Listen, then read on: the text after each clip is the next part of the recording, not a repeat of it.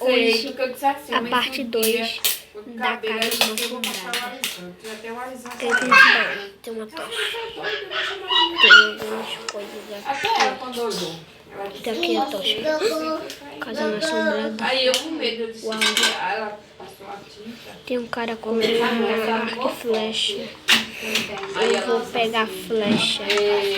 Segurança, gente.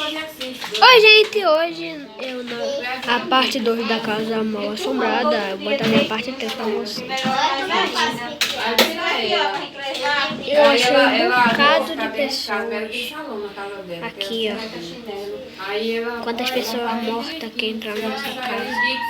Mas agora a parte 2 ficou aterrorizante. Eu vou escolher primeiro, gente. Vou escolher esse. Quem quer derrubar essa porta? Da teia não tinha escurante, mas agora é escurante. Essa parte.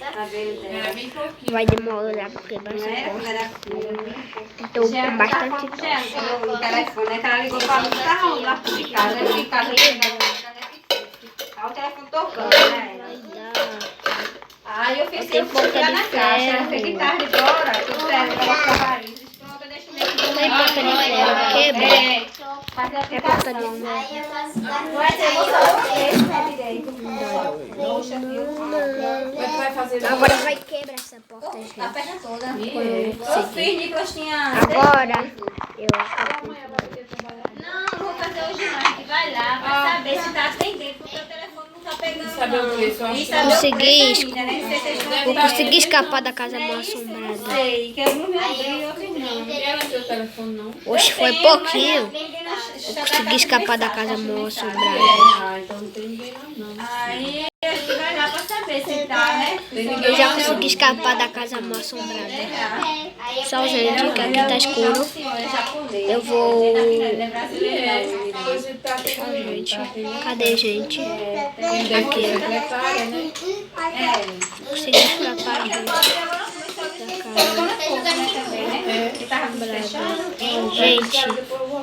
gente, foi explodir a casa. Tá jogando aqui da casa. Tchau, gente. Tchau. Ah, tá jogando com